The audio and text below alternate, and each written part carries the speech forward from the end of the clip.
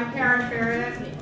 I'm the founder of Berks Gas Truth and one of the organizers of Marcellus Shale Exposed here today. So thanks for coming out. This is so important. I'm so glad that we've got Dr. McGrath, so you all had a chance to hear him. Oh my God, he's my hero. But how are you all enjoying it so far? And we just wanted to give the best people. We have Deborah Rogers coming up in the next session who's coming from Texas. I recently had her in Kutztown. She is unbelievable. If you have a chance to hear her too. I'm going to run through my PowerPoint, probably bounce back and forth, just move screens around. But this session is on media and messaging, and honestly, this is one of the things that I take most seriously because I think, generally speaking, people on our side of the battle, whatever the battle is, are usually at a disadvantage because our messaging isn't the best. Media doesn't always give, equal time to our side of the issues and so forth. So I'm going to just run through some of the things that I've noticed about media. We'll also look at messaging. We'll look at messaging. Like I said, I think there are some things that I've learned along the way about messaging, and I'm sure you'll have tips too. So I'm hoping to kind of run through my presentation, and maybe we could just have more of a conversation a little bit later with questions and maybe some suggestions that you have of things we could be doing better. And then finally, I just wanted to point out that we do have a task force coming up at 1 o'clock for media and messaging as well. Dory Hibbuff is one of the presenters. If you don't know Dory Hibbuff, she has put together, something she calls for a publication she writes for us, Connecting the Dots. She has this unbelievable spreadsheet where she has used that as a tool to track all of these unbelievable news stories, all the connections that she finds between public officials, people in the industry, institutions, and she has it all in this crazy, crazy spreadsheet. Hello. So she'll be talking at the 1 o'clock hour, if not a little bit during this session, depending on how the timing goes. But other than that, I encourage you, there is plenty of room in that session, so if you haven't signed up for one, you'd like to stick around for one, stick around for our afternoon task force. With that, we're going to get started.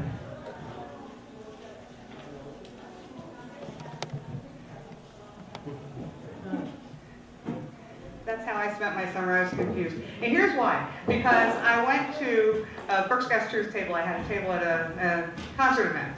And a friend of mine who happened to be there came up and he said, I understand that they just increased their estimate of the amount of shale gas available. And I said, no, just yesterday there was a story out that said they had lowered the estimate. And he said, I'm quite sure of what I heard, and I thought he was quite insane. And so I said, no, you're wrong. I know you're wrong. And somebody else came up and they said they'd heard the same thing. And so when I got home that night, I started looking around. The first thing that had occurred to me was, well, maybe I had heard half of the story. Maybe the larger estimate was for the country. Maybe I heard just a half of the story. Maybe just the Marcellus thing had been reduced. Maybe the industry was making up stories to counter the story that had come out that they didn't like. I wasn't sure. So what I discovered when I got home and I started poking around was this. Next slide. Can you arrow to the right? This was the article that I had seen. This was from the New York Times, and it said that the U.S. Geological Survey had lowered the amount of shale gas that was in Marcellus. And if you go to the next slide, the very same day, this was the Wall Street Journal's take on the story. Now, who was lying? Neither one of them. If you'll hit the next slide. What they were talking about were two different figures. And here's how artful they can be about things when they have a specific institutional point of view. The New York Times story was referring to the going figure of natural gas that had come out from people like Terry Engel there at Penn State University. He's the one who had said there were 500 trillion cubic feet of natural gas in the shale. That was the going figure for the longest time. So when the U.S. Geological Survey went back and re-estimated what they had originally estimated in 2002, they said it's about 84 trillion cubic feet, not 500. That was the New York Times story. The Wall Street Journal story was referring to the U.S. Geological Survey's original estimate in 2002, which was 1.9 trillion cubic feet. The numbers aren't as important as the idea behind it, which is that after that Terry Engelder number came out, nobody was thinking about 1.9 trillion cubic feet anymore. The going number, the number that was sort of the number in play, was 500 trillion cubic feet. They had actually reduced it significantly. But if you read this paper, the Wall Street Journal, you came out with an entirely different impression of how plentiful our natural gas supply in the shale was. So that's just one example of what I consider to be sort of an institutional bias, like I said. Next slide. And next one. So there's another point I'd like to make, and I'm sort of trailing through a variety of speakers here. You'll see that Aubrey McClendon, when he was on CBS News, was talking about the industry. Now, one of the things they love to say is that there are no known incidents of any sort of water contamination coming from fracking. Now, he didn't use the word fracking, it's worth noting, but he was talking about that story that is out there all the time that they love to promote. And the next person you hear repeating it, I'm making this word out of work. The next person to repeat it was the Marcellus Shale Coalition, the cheerleaders. That's the industry group that supports and promotes drilling. Now, when you see how they phrase it, they have 5 different stories talking about, their quotes rather, talking about hydraulic fracturing. And if you read through those quotes, all of them say pretty much the same thing, that there are no known cases, that it's just fine. They use the term fracturing. It's important to note that because we'll come back to that in a second. It goes right on to our government officials. It's very disappointing to me when I hear Lisa Jackson, the EPA administrator, quoting the industry talking point. But she has said that many times. And so she says that there's no known case of fracking causing any sort of contamination. A very sad story had to do with an appointee to wildlife who had spoken, she was very outspoken against the process. She had said so. She refused to take back her comments. When she was trying to get through the approval process, it was clear that they were not happy with her comments, and so she had to reverse herself and say, like Administrator Jackson, I'm not aware of any cases of known contamination, when she had previously said that there was like a toxic pool of stuff that was being created. So she reversed herself. No matter how hard she tried to reverse herself on that issue and a couple of others, she was actually looked over. That they sent the appointment back to Obama. They said, we're not going to put this woman into place, because she wouldn't toe the industry line. Not what the EPA itself was saying in the ranks. She was towing the industry line. Am I the one that didn't understand that? All right, go ahead. Can you just clarify? Rebecca Warner said she had previously said that fracking created this toxic mess of things. She was very graphic about saying how bad fracking was. She had gone through her approval process. The day before she was asked to reverse herself and finally did, she had up until that point refused, in other words. At one point then she was finally persuaded by whomever, somebody who was trying to coach her through her career, I imagine, to say, just back off of this a little bit. She did. She started quoting Lisa Jackson, saying, I agree with what Lisa Jackson says. But it wasn't enough. It didn't save her in time to get her job. So that's very sad. When we're overlooking great people, we're not allowed to put great people into place, and especially when, in order to get the job, they have to toe some ridiculous party line. And again, it doesn't come from the experts, it comes from the industry. They're not listening to their own experts in the field, in many cases. And then it goes straight to the media. And so this is why I'm circling up to this point, because we're seeing in these 3 different examples a number of different things going on. The first one, they refer to a study in the headline, of course. The study finds that there's no problem with fracking whatsoever. It was a 4-paragraph Dallas Morning News story that was actually just taken right from the Associated Press. And it referred to a University of Texas at Austin study that had said it's just fine, no problem. Throughout the 4 paragraphs, it just explained the situation, talked about what they said they found. The last sentence of the 4 paragraphs said, fracking opponents think further study is required. The next one is from Canada. They had a different study there that said fracturing was safe. And then the third one, and I'll come back and explain more about these in a minute. The third one is John Stossel, who is the guy I love to hate. And he was on Fox and Friends, and this is a report from Media Matters about his appearance, where he talked about how fracking is fine. There's weird stuff down there. Also weird things happen, and you can see it has nothing to do with fracking if water gets contaminated. So if you can hit the next slide. So we already talked about spinning stories for your institutional bias. Now we're talking about some other things. Lazy media, for one thing. I go crazy with the parody, the false parody, from the right, from the left, pro, con, as if two different points of view have equal merit, and that there are only two points of view to any story. But we hear this all the time. That's particularly common on television. But the one that you see all the time in the press was the example that we looked at the last slide, where it was that study. It was the article on the study. It was 4 paragraphs. It was pulled right from the Associated Press. It was copied over and over and over and over again in many, many newspapers because they don't have the staff, they don't have the time, and very often they don't have the interest. And so that's what we get stuck with. We get stuck with some watered-down interpretation where nobody's actually investigating these stories. Speaking about lazy media, Philadelphia Inquirer is going to be bought by, like, Ed Rendell's trying to buy the media, like the Philadelphia Inquirer. You know, I'm sad, so you're going to have to say it again. I'm sorry. Ed Rendell's trying to buy the Philadelphia Inquirer, the Daily News. Is there any worries that journalism at the Philadelphia Inquirer will go bad because he has a foot in with the Marcellus Shale industry, and that they're actually might try to push this because that's going to be like their first major press? Are you aware of that situation with? Well, first of all, the Philadelphia Inquirer is already terrible.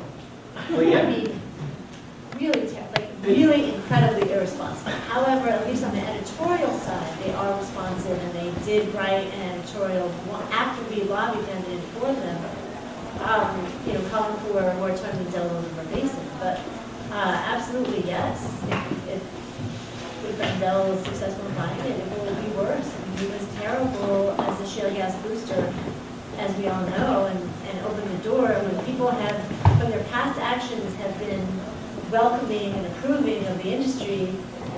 We can't expect them to make a U-turn. He's not going to make a U-turn. So, and he has friends, industry friends. Yeah. Yeah. He bought the paper with money from the gas company. That's my understanding. Well, he hasn't. We didn't buy the paper yet, But he but will, it will be with money he got from the Yeah. industry before he even left the government office. because it seems like you're going to have Pittsburgh Post-Gazette with Pipeline putting out one side of facts on one side of the state, and you're going to have the Inquirer where potentially puts out another put a set of facts, different facts.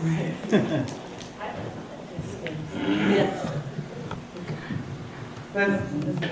I'll just mention something for everybody in the room who's doing work, that to focus on AP is a very good idea. And there are at least 3 good reporters from AP on this issue, so we should all be working very actively with that. Sorry, who are they? Would you name it? I'm sorry. Take half a second to do that. Mike Rubenkamp with a K, Mark Levy, Mark with a C, based in Harrisburg, and David Caruso, C-A-R-U-S-O. He's the one that wrote the big story about how many, 1.3 billion gallons of Marcellus Shale toxic waste dumped in the rivers. So those 3 are good. What was the first name again? The first name is Michael Rubenkamp. K-A-M. K-A-M. These are all the lead reporters? Give them the science, give them the data, and tell them your story. They're all news writers. Sorry. Okay. Rubenkamp. I'm not saying they're perfect, I'm just saying they're responsive and they're paying attention. Rubenkamp, Mark Levy, A-R-C, Levy, L-E-V-Y, and David Caruso. He's not on the beat all the time, but when he's on the beat, he's really good. Sorry. No. This is what I want. I want a conversation more than a talk. Because honestly, there's so much to talk about. To do all of this in 45 minutes, we're not going to scratch the surface anyway, so let's just share as much as we can. But I did want to point out on that last slide, I pointed out that there was a Canadian study. Okay, great. If you look at who wrote it, it was the Institute for Energy Research. I mean, if you don't look past the headline, you're not even necessarily aware of who's writing these things. And then finally, the Stossel thing.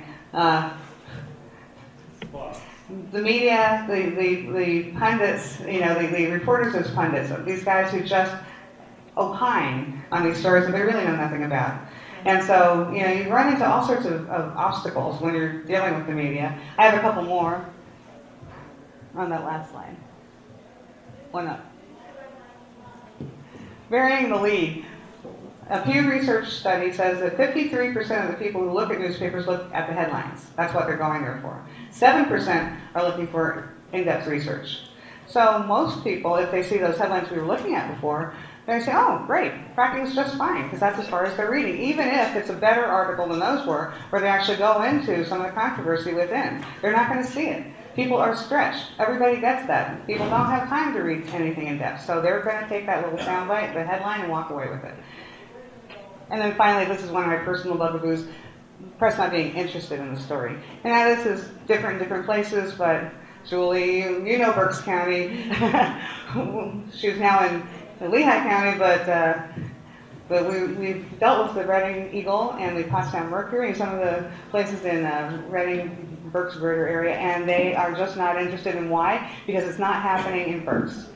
I mean, they're not interested for a lot of reasons, but one of them is it's not happening in Berks. But of course, it's happening everywhere, and the impact fee bill just ramps that up. And so, for them to just kind of turn their backs on things is extremely frustrating. When you can't write a letter to the editor in a paper like that unless it's a story that they covered. If they don't cover the story, you can never submit a letter to the editor; they'll never print it. So they're trying to very much, first of all, deal with their short staff. They're all overloaded, that's true, but they're also just very interested in exactly what their readers are going to want to read, which is who, won this next sporting event at which high school. And so they're just really not interested in doing anything beyond that, and you really have to fight. And so that's what we confront when we're trying to deal with issues like that. And so I have one final transitional slide that talks about the transition from media to messaging. The F word, fracking. So here's a perfect example of how the media has been manipulated, because if you go back and think about all those stories that we were looking at, they were all parroting that word, fracking, fracking, fracking. The only person who didn't use the term was Aubrey McClendon from Chesapeake Energy. And I've noticed when I've read quotes of his, he hardly uses that word. He talks about drilling, but everybody else talks about fracturing. So that's something that we, on our side of things, have appropriated to use as part of our fight, and it's been really effective because you can make off-color jokes and little puns, and and you can rhyme things. Frack is whack. When you frack, you can't go back. It's not a particularly attractive word, so it suits us that way as well. There have been a number of industry media reports that I've seen come out where they're advising the industry, in other words, to avoid that term because public perception of the word is not good. But did they? No. Think of how they actually used the word. Go back to all those quotes. Fracking is the thing that takes place at one moment, a mile underground. You don't see what's happening. You don't know what's happening at that moment. So when they say there's no proven case of fracking causing groundwater contamination, right. Of course we know the entire process causes groundwater contamination. Of course we do. But they artfully used that word back on us. They said, you're going to use that word? Fine, we'll use it too. But then we're going to be really specific about what we're saying with it. And so they managed to put out those quotes factually. It's hard to argue that when they say that the fracking process doesn't cause groundwater contamination because it's the overall process. So that's something that I think they're very, very good at. We're not as good at. We're working on it. Iris is doing a lot at the state level, and I've just joined the committee to help her, but she is the pro. So we have some things that we'll be talking about throughout the rest of the day having to do with that. But just to talk more in general terms about messaging for a few minutes, and then we'll just do some questions. Next slide.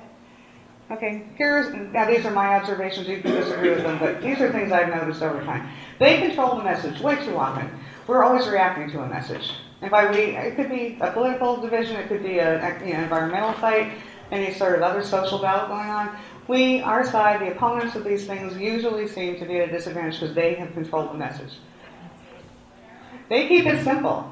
We complicate things, and I'll give you a good example of that in a minute. They're very, very clear about what they want. We are all over the place, and I don't know, now maybe Iris will disagree with me on this, and this makes me crazy, and I'll tell you about that in a minute too. They repeat, repeat, repeat. We don't. They don't care what anyone thinks. We care about what everyone thinks. We are constantly looking over our own shoulders. They prey on the public spheres. We need to do that too, but we actually have to be careful about that, and I'll say why I think that's true in a minute. They have money to burn, we have water to burn. I couldn't resist that one. But really what I'm saying is they have money to burn. But I swear to God, I've said this at every talk I've ever given, they have us out money, we have them out people. They have all the money in the world, we have all the people in the world. And reason for events like this and for organizing, for having all these groups like Berks Gas Truth and all the rest of them, is because everybody needs to be speaking up. And Iris can speak to this better than anybody else when it came to fighting at the DRBC, the Delaware River Basin Commission. I don't think a lot of people thought that we were going to get anywhere. And the moratorium's still in place because people spoke up and said no. They jammed Julie. God, they recognized her voice at half of the offices. She called that little one. Everywhere. Jamming the phone lines to the point that the Army Corps of Engineers couldn't talk to each other. You know, we made such a presence in their minds that Governor Markell in Delaware finally said, I'm changing my vote. People, it doesn't matter. I get mad when I hear people saying that corporations rule the world. They do. Yes, they do. They rule way too much. But that becomes an excuse for not taking action. And that really makes me crazy because as long as you have given into that, they have won. So we have to, even though we have no time, and I know everybody's stretched beyond what they can handle, we still have to find time to be citizens. And that's what this is all about, being a citizen. And we have been stripped of that increasingly, the ridiculous demands placed on our time, and we have to fight back and take back that time. And then finally, they are strategic, and that goes back to that other slide. We have to learn to think a few steps ahead. So we have to be strategic so that we can almost call the plays. Well, I actually, going back to the money thing, I so agree with them. I totally think it's ridiculous because we have the votes. And the proof is Mitt Romney outspent Newt Gingrich 15-1 and barely won the primary. Exactly. So to say that we have to worry about them throwing all this money, no, let them waste their frigging money. The more they throw at it, the less they have to put somewhere else. So if they have to fight us everywhere, awesome. Good point. Exactly. I love it. Do you have suggestions for the strategic one? Because that's why I'm here. That's the one that's so much getting in our way because we aren't all over the map and we do end up giving them fodder to come back and.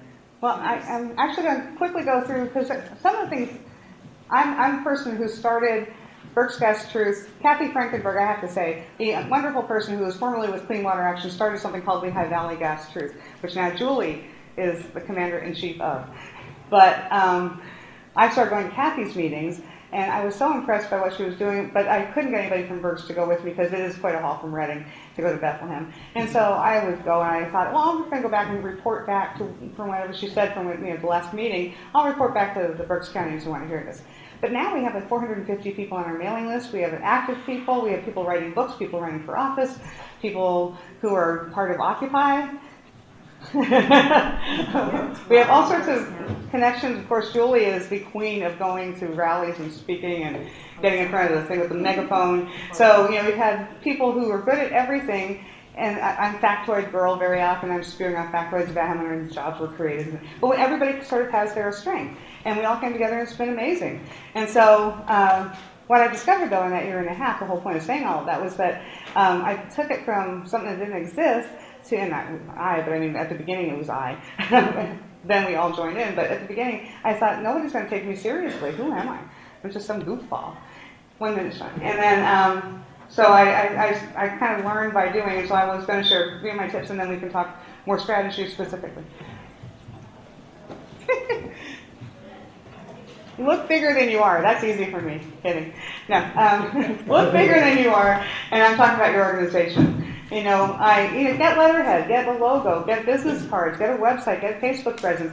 The bigger you can look, the better off you'll be. You start seeming credible because ultimately what we want to do is, number 2, control the message. And so every time I've had an opportunity to work with people like Iris at Protecting Our Water and Tracy Carlucci at the Little River Keeper and the Sierra Club and every other group, there are very often things that are like sign-on letters that go around. I'm always offering to put Berks Gas Truth on the sign-ons because then the press release goes out and I think people in Reading say, oh, Berks Gas Truth. I didn't know that group existed, and then eventually we start to seem somewhat credible and somehow bigger than we are. And that way, when I send out my constant press releases, I don't brush my teeth without sending out a press release. And so I'm just constantly, every time there's an opportunity, because of what I said earlier, how difficult it is to get anything into the papers locally, every time I see any opportunity, any news story that came out, I write a press release about it and I send it out. I don't think they're going to print half of them. Not even close to half of them. But I want them to see the name over and over and over and over again. So when it's time to do the story that they finally will break down and do, they will either print the thing I write for them and send to them, or they'll call me for an interview. And that has worked. So as soon as we start taking control of these things, we're already making a big step forward, because then we get to control the message. They don't get to control it all the time. That's hugely important. Next slide. Again, keep it simple. And here's my two stories about keep it simple. And actually, I think Iris was on one of the calls. We had 2 minutes to talk to a bunch of reporters from the Associated Press and Reuters around the Delaware River Basin decision. And everybody was given 2 minutes to speak. And there are so many people on that call who are so smart and so knowledgeable and so experienced at what they're doing that they know every technical term, they know every detail of every regulation that was proposed. And I could hear the reporters from some of these news organizations glazing over, because they managed to fit so much into 2 minutes. They were looking for the soundbite. We make things way too complicated. Nobody can possibly follow us. We have to keep it simple like they do. And my other story about that, and this is much more relevant to something I personally work on. My other issue prior to working on this was sewage sludge as a fertilizer, which happens a lot in Berks County. And for years, we would get up there and say, they're using human waste to fertilize your food. And people would go, oh my God. And then we'd say, wow, it's not the human waste part that's gross. It's the toxins and the heavy metals and the pathogens. And after like a year of doing that, I thought, no, you know what?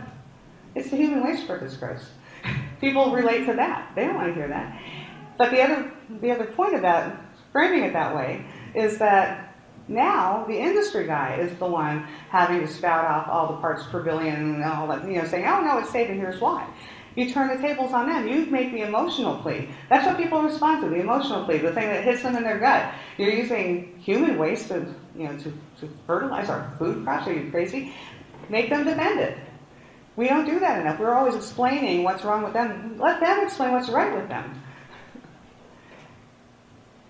Be clear about what you want. Now, I said earlier, this is a personal bugaboo of mine as well, and I know I'm considered polarizing in this world because our organization has been calling for a ban from day one. And there are a lot of groups have very good reasons for why they say that's not reasonable, that we should go for a moratorium. I'm actually working on the state moratorium effort because I believe that we can get a moratorium on the way to a ban. But I'm still holding up for a ban. Now, there are people early on, fewer and fewer, I think, I don't know what we could say, who are talking about responsible drilling. I think more and more people, I've noticed, like when we had the meeting at State College recently, there were lots more people together talking for once about working on a moratorium. I've heard less and less of the responsible drilling stuff. And I don't think that there is such a thing as responsible drilling, personally. But it almost, not that it doesn't matter, but it almost doesn't matter in your messaging. Because if your messaging says, well, I want a moratorium, but I'd also like a severance tax, so we don't get a moratorium, but I'd actually take an impact fee. No, you just say, I don't want drilling. Stop it. Just knock it off. That's clear. That's what people understand. Sean, you wanted to ask a question a minute ago. I have a couple questions, a couple comments about networking, like with using it as a strategy. It seems like, if I show of hands, who here does their own independent media or blog on the internet, right? So how about people are having trouble getting stuff published in actual local newspapers. And how about we try to build up our own network of local independent progressive sites or independent media sites, so whenever something comes out from, like, say, Protecting Our Waters or Raging Chicken or something over in, we're aggregating stuff from Western Pennsylvania on our site.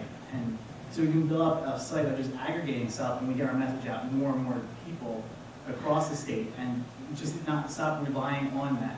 And then when we go to, like, say, direct actions with like SRVC, instead of relying on the media for them to, like, have people there recording everything. Like a couple of days ago, we went to the thing at Occupy Philly, food is a human right, and we protested outside. We actually had our media people there filming the whole entire hearing. So it's like we are the media, and we have to rely on them for everything else, make our own media. I agree with you. I'll get you in a second. My answer to you would be, we are the media, who's the audience? And I agree that there's a huge viral capacity online to be doing that, but I hate to say it, you're right, we have to do that, but we also have to be able to get a letter to the editor of the reading paper, because unfortunately, the most read section of that paper is a letter to the editors, and it's people who generally are not gonna look for that stuff on But the I'm internet. not saying if they're not gonna publish the letters, get them to like everyone else and then. Yeah, no, absolutely. Like social media. Absolutely, no, we have to do more, and you're already doing your fair share of that. You had a Yeah, question. there's another directed media called blogs, like as in there are 1,200 townships in Pennsylvania, and they have a township supervisor's blog, which you cannot get on unless you're a township supervisor yourself, unless you can penetrate the blog. So we have a township supervisor in my pocket, hopefully, and the idea is to get him, I've already asked him a few times, we'll see what he does, he's a quiet, gentle man, to basically put all these links onto the township supervisors' blogs, because they're the ones who are going to be the last station. Yeah. And if they're not, then it's going to be the Boy Scouts. And I just talked to Lisa here about getting all the little Sierra Club people upstate, etc., to do local, activism. Yeah, that's actually one that's alluded to, but not specifically on my little list of things here, but that idea of cultivating people is so important to be able to establish relationships like that, to be able to get your stuff onto those sites, because as much as I agree with what you're saying, Sean, like I said, there's a tremendous capacity. You reach all sorts of people you've never reached by doing things online, by having, a network publication where, like Dory's column in commonsense2.com has generated so much readership for that evening. It's unbelievable. And so, just the viral capacity of that, because the people who read that send that to their friends. She's been quoted. She caught her own quotes. People talking about her in sources she's never heard of. So, go ahead. I have to step out because I'm volunteering with lunch. I didn't want you to think I wasn't interested. But I did want to mention, when you're cultivating, what I did was I went and met with the editor of my local newspaper. And they asked me to write a monthly column. And so I started out low-key, not rocking the boat. When I brought Josh Fox to Phoenixville, we were front page, top of the paper. Yeah. When I go to the school district and they refused to show Gasland because it was too political, front page, activist denied access or some such. So, Right. I took her out to lunch, I meet her for coffee. Same thing with my borough council. I go to them, I ask them to dinner with me and my family. Andy Dinneman, he came and listened to Josh Fox. He sat there because I invited him. So, it is so important that we cultivate. The last article I just got published in my paper was titled, "What is the GOP thinking and why are they in my uterus?" Wow. Because I'm not like a professional. I'm just, a mom. So, anyway, I have to go serve lunch, so I'll see you all then. Thank you. Thank you. Welcome. Sean. I have another. Longo, L-O-N-G-O. Strat, like for media, right? Instead of, if people in here want a moratorium, let's use a strategy that the right uses. Instead of going for something in the middle of the road, go for something to the extreme left. That's right. We have to we can't, okay, if some people want moratoriums, if you want a moratorium, then say, no, I want a ban. So you make a counterbalance for something and you pull everyone to the right, back to your side, and then, you get the wheels going. Well, maybe if we can't get a ban, we can get a moratorium. But if you have more people for a ban, instead of saying, well, I want a moratorium, they're like, well, you're going to have people in the middle, moratorium and fracking, it's like, well, maybe a severance tax. So you go for a ban, you hit the middle road between that.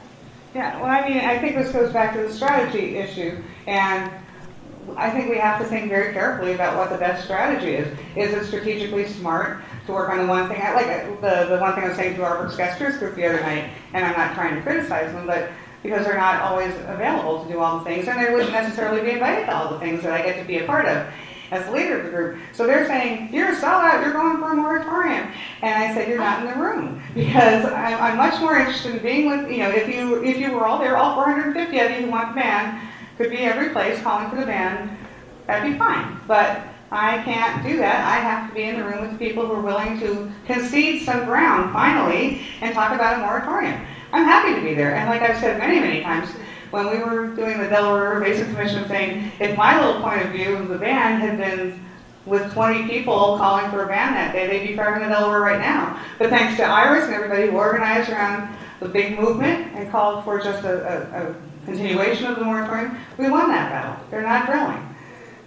Just real quick, that every township meeting I've ever seen, they're petrified about taking action with a permit. They feel like they have to make a permit, and the only thing they think they can do is make a further study, meaning a moratorium. And that's where they go. They take a deep breath and they go, okay, at least we can do a moratorium. They just can't say no to capitalism because they were told that this is a bad thing for them to do. But they're allowed to do moratoriums. This is their thinking. The only ethical thing that, Dan, I've ever seen a permitter, not that we necessarily can permit anymore, is to just do moratoriums. It's the only thing that the township people are thinking. Sean and then It's also, I think we should also, like, I put an interview request out the past couple of weeks to universities and everything.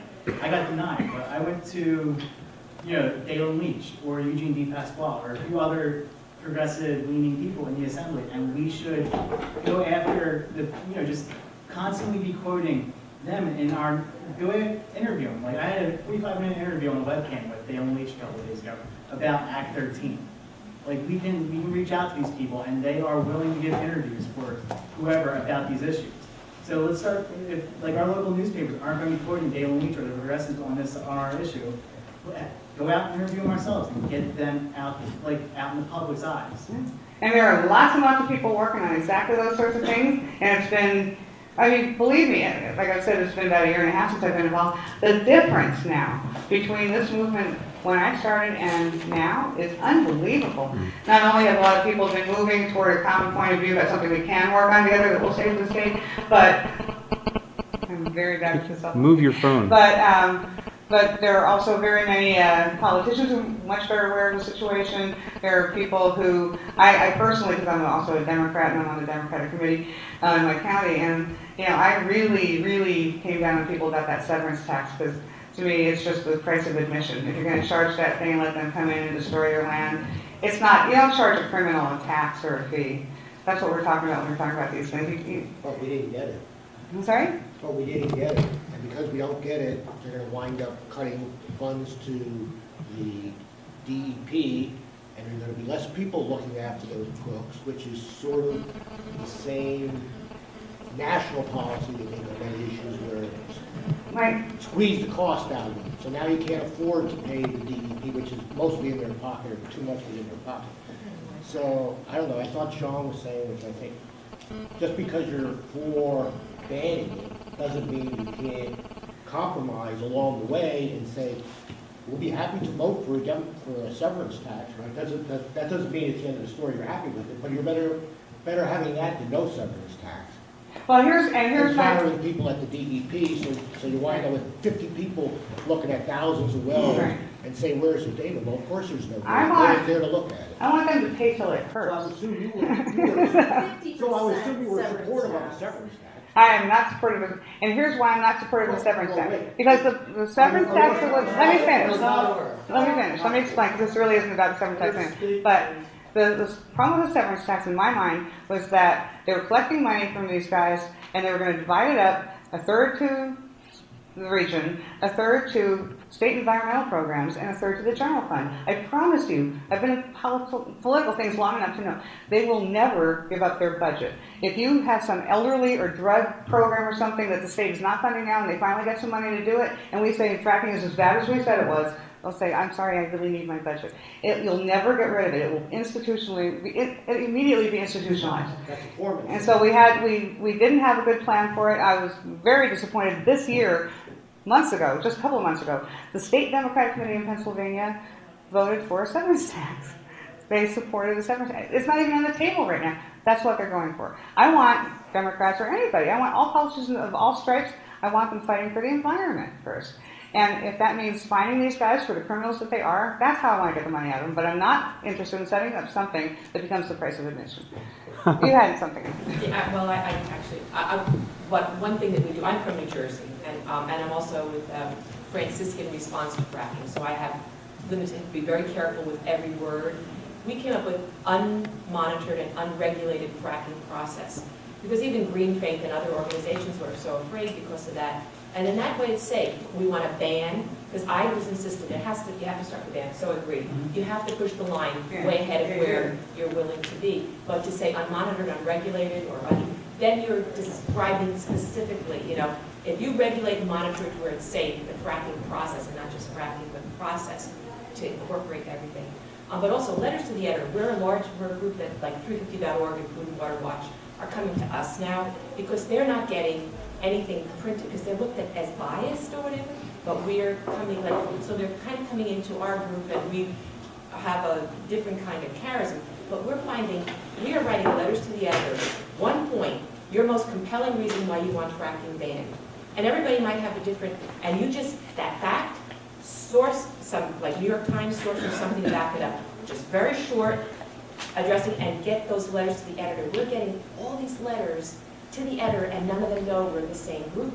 Yeah. And we're getting them, like we'll have 5 in one, your view. Now they're doing things with all about fracking. So I think that going your way to networking and joining, but also at the same time, we're not saying who we are. Right. We're just going out as individuals, but we're working together with workshops on how to write letters, how to do press releases, et cetera, to get them to print. And that's what we're doing this afternoon in the task force, actually. We're going to be working on some of those issues. We're down to 4 minutes, so I'm going to let Iris make a statement. Oh, I just wanted to encourage people to think in terms of the way these messages work together. Because I think that unfortunately in our movement, we tend to think that we should somehow all agree and have the same exact demand. And I personally and politically believe that having a certain number of people who are out there all the time as a message saying ban is really important. I also, what we do with protecting our waters and what I do pretty much every day of my life for the last 3 years is to put out the scientific information and the ecological and environmental and health impacts information which argue for a ban, and as a political demand a moratorium. And the reason for that is because that brings a much larger swath of the undecided middles, and we need the undecided middles to win. But I'm working for a ban, and the moratorium is a strategy in terms of how we advocate with legislators and with the middles. But putting out the ban argument, like Sandra Steingraber does and like Paul Rubin does, and using these experts, saying it's not just little old me, it's like, hello, it's these PhD biologists and ecologists and hydrogeologists who are saying, stop. Mm-hmm. Yeah. And again, Iris just said it better than I ever will, but the one question I get when I get pushback from my group or other people who ask about why I would even be willing to, entertain the idea of a moratorium, they think that moratorium automatically suggests that there are terms by which a moratorium could be lifted. And so, as if I'm almost conceding the point that somehow they could do enough to make it okay.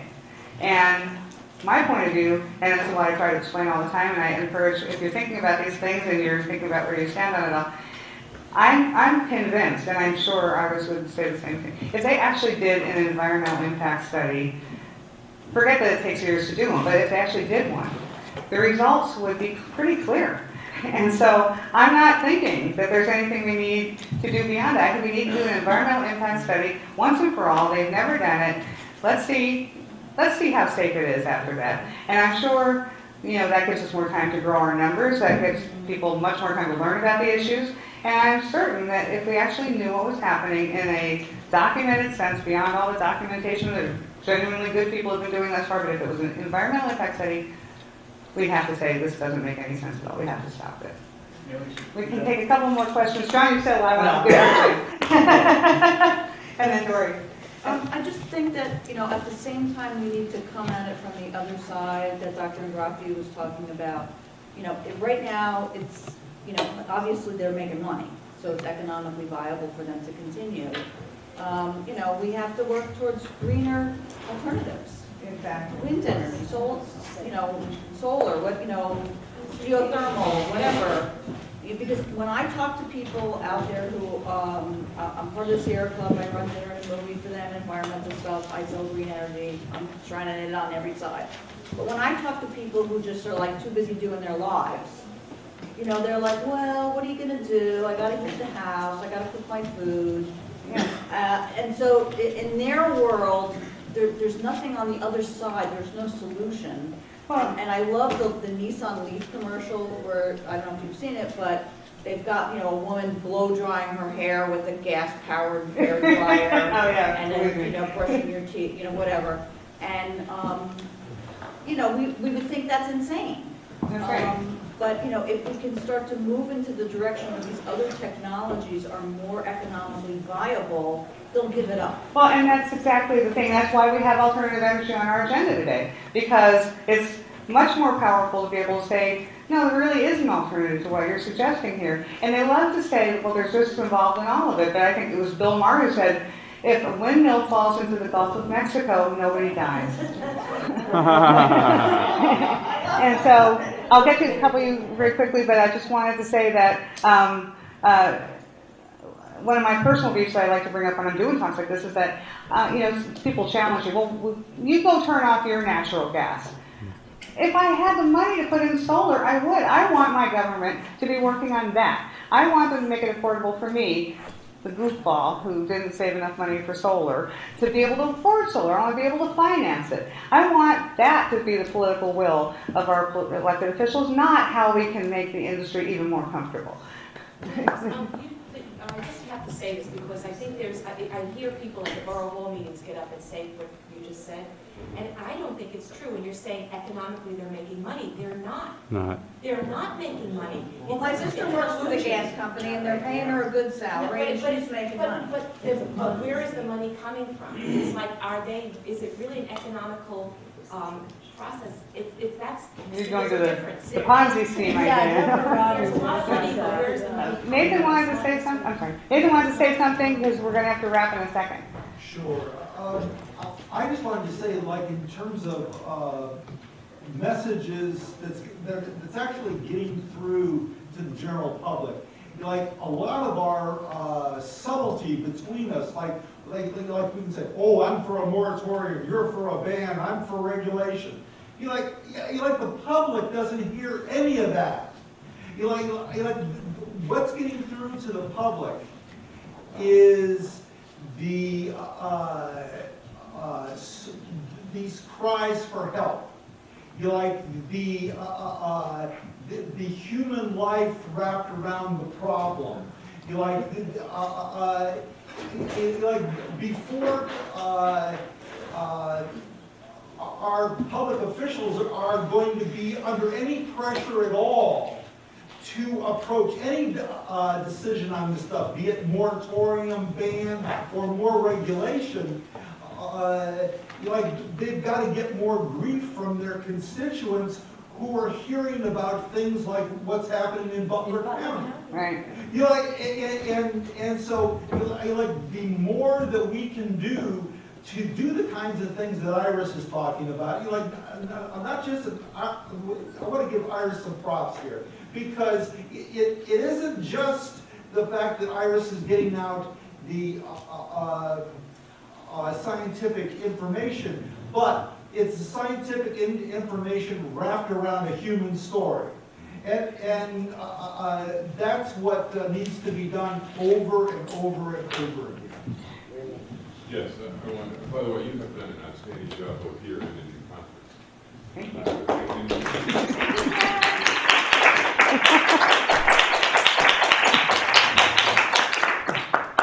A lot of the message has to do with the language that we use, and I keep hearing people use the word natural gas. This is just one point. It's not natural. And I can never understand why they're not using the word frack gas or unconventional gas or shale gas, whatever. I mean, even Rivera was using the word that we fall into these things and we should be rising above it. Absolutely. Well, Iris, why don't you close out by saying a word about the campaign? Because that's exactly what we're talking about. What's so important. So explain that to the Messaging campaign? Well, just for people know, we had a statewide conference in State College on the 25th of whatever the last month was. I guess that's February. Every day seems like a month long lately.